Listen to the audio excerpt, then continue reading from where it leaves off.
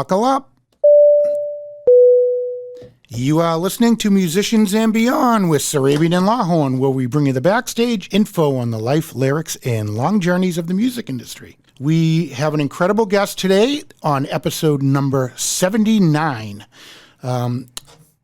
We got this guy because the people we had scheduled, unfortunately, she became ill.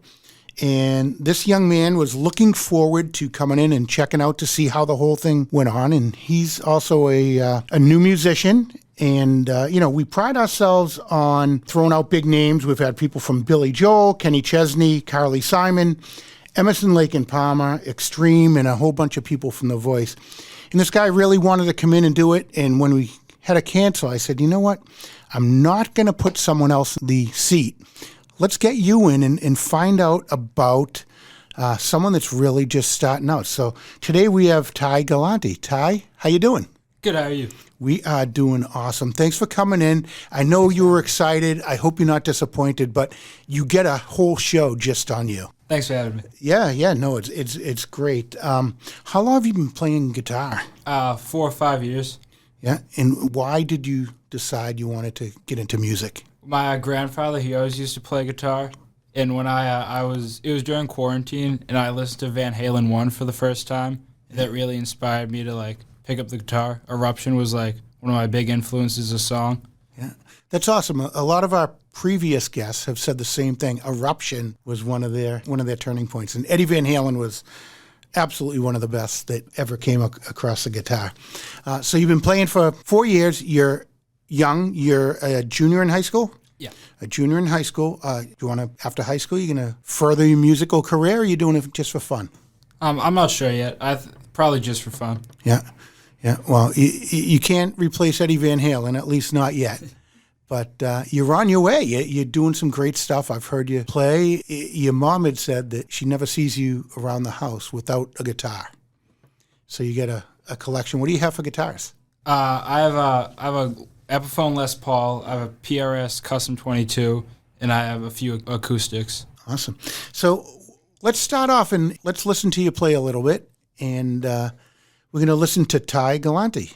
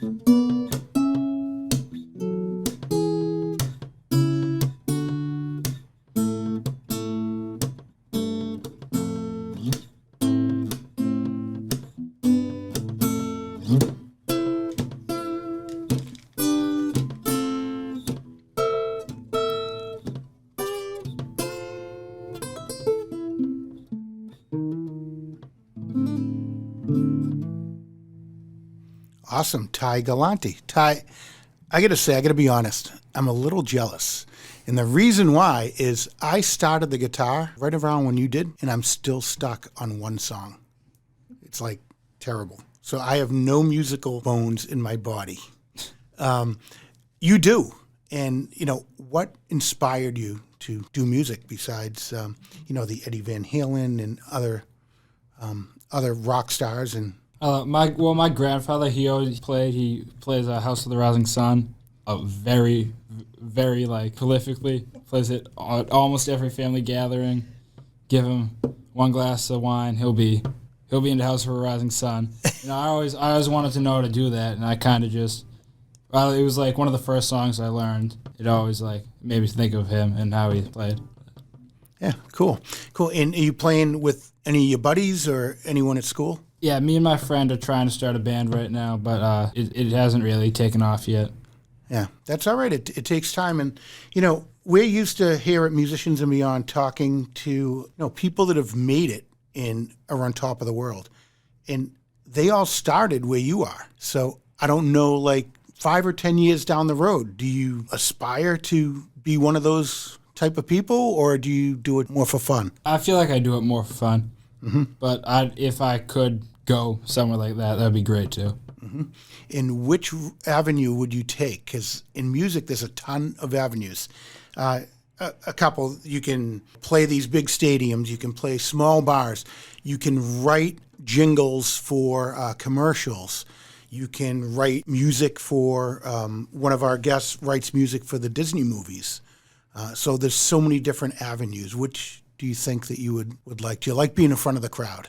No, I feel like I'd be better at like session guitar, because something I do a lot of times to practice is I put a playlist on shuffle play and I just try and learn the songs by ears and like write solos to go along with them. And that's always been something that kind of interests me. Yeah.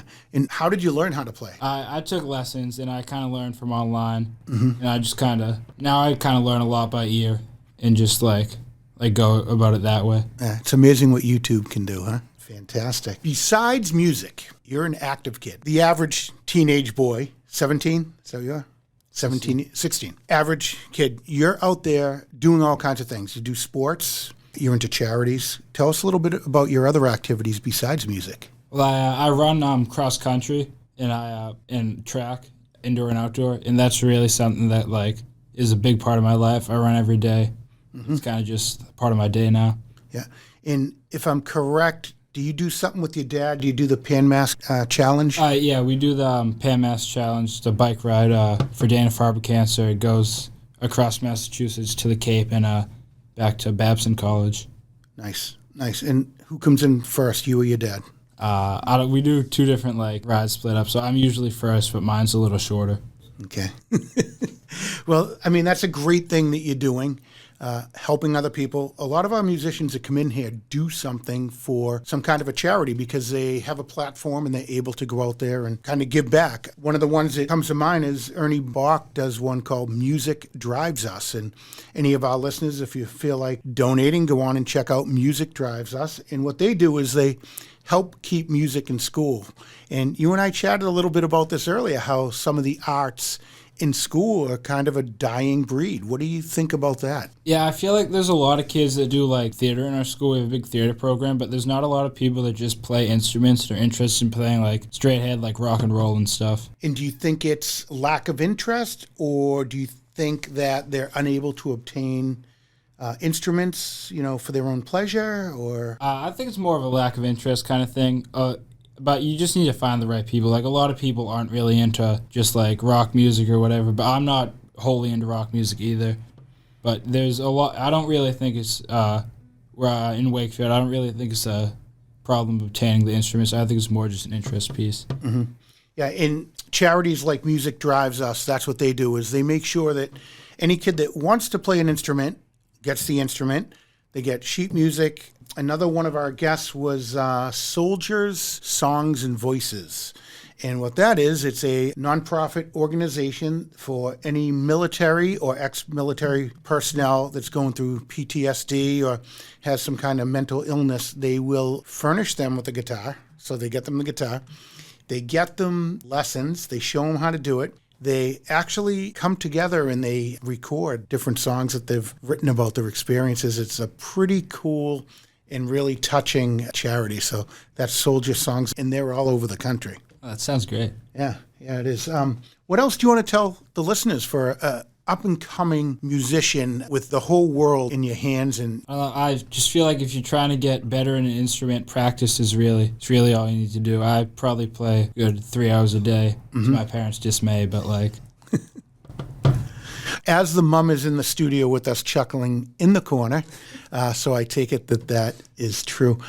Do you play just music that's already written, or have you tried the process of writing yourself? I tried writing myself. The one I just played, I wrote myself, actually. Excellent. And does it have a name yet? The Standoff, maybe. I mean, I don't know. I have a big amount of trouble naming songs. Okay. You go through multiple names. Okay. Good. Yeah.